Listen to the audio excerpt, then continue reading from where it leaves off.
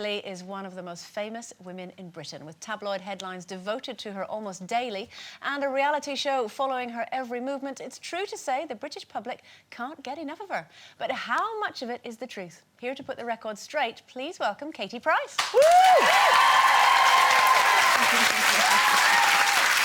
Hello, hello, hello. Hello. I mean, it is true, you are in the papers all the time. Do you read the papers? Do you follow the stories about you? I know there was, I saw OK Mag today, so I twittered it and said, there must be two of me because I haven't done that interview, and that shoot they've used was from You magazine ages ago.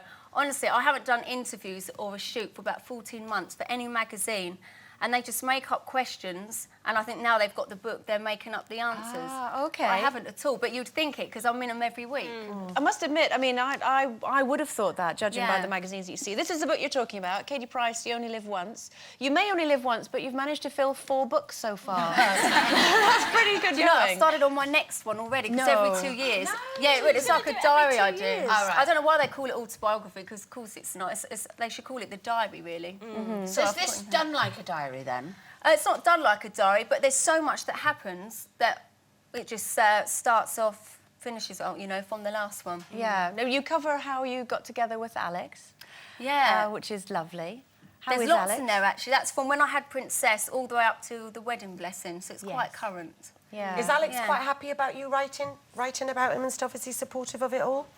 Do you know, we don't really talk work, and he's read it. You don't talk? Not about work. Oh. We don't really talk. No, not about work. I wouldn't talk very much if I was married to Alex. There you go. Well, you've met him, so... I have, yeah. But no, well, I haven't really gone into proper detail. Yeah.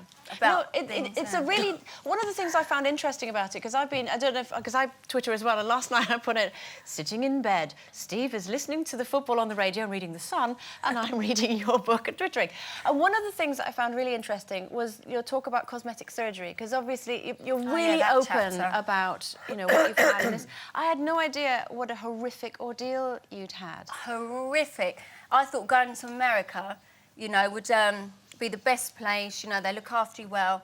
I would advise anyone not to go to America and always have it done in England. You can't beat the NHS. You just can't. What happened? What bit went wrong? Well, I won't really leave it all because, you know, daytime TV, but there's some bits in there, which was the most painful thing. Basically, after you have an operation in America, they take you to, like, they just drive you somewhere, whatever state you're in, they just drive you to this healthcare place. You're looked after by different nurses or carers, not by the doctor. They just give you all medication and you're sort of out of it.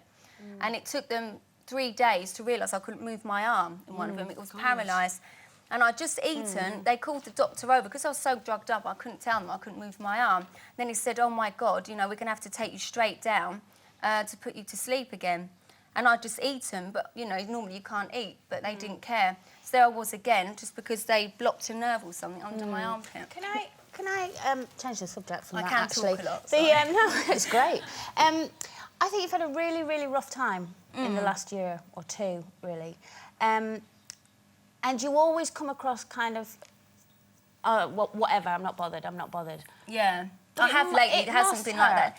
Yeah, the past year and a half has been quite traumatic.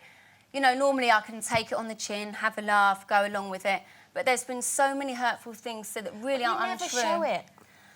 I think, do you know, where I've stepped back from doing the magazines and interviews, because you sort of get in a bubble where every week you're doing interviews, you sort of don't really understand what you're doing.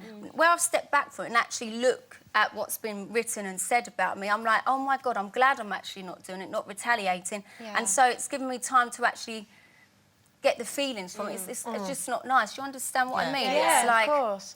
Yeah, it sort of has hit me more to make me think, you know, it's not all about magazines, photo shoots. I am a human being, I have got a life, you know. Did you think that you are more willing to appear a little bit softer? Because we saw you cry on the Piers Morgan interview that you did.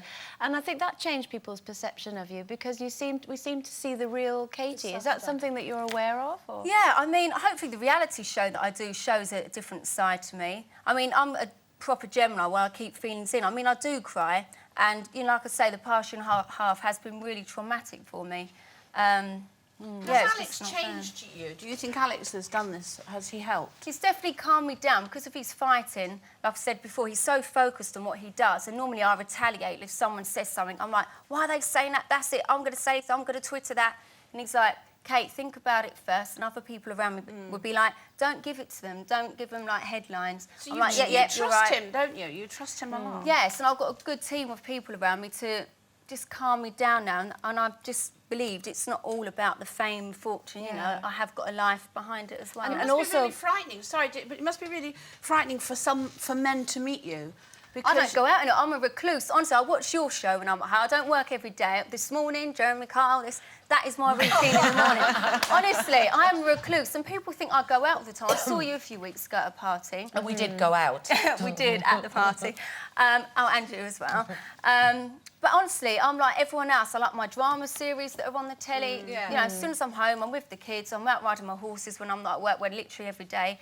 And that's it. And I'm also, actually quite boring, so I don't go out anywhere. Katie, you touched on, you know, obviously feeling quite emotional at the moment. Very quickly. How's the IVF treatment going? Obviously, I had 2 of it. ICSI we had, and it didn't work. So I'm going to give my body a bit of a rest because you have to wait 2 months before the next one, which I did.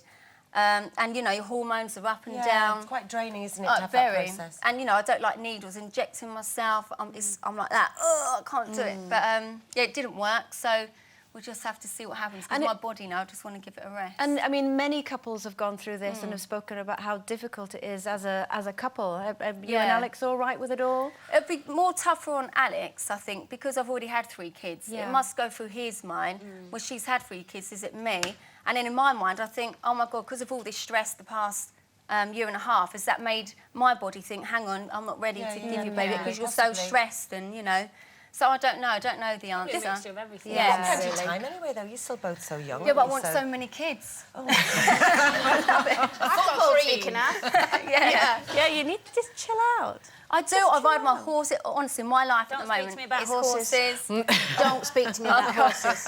It is horses and kids and then a bit of work. Brilliant. Yeah. In that order. How lovely. Well, maybe kids first. Kids first. Yes. Katie, it's lovely to see you. Best Thank of luck with the you. book as well. Thank and you with the very new much. one, of course, Thank that you're you. writing. Katie Price, everyone.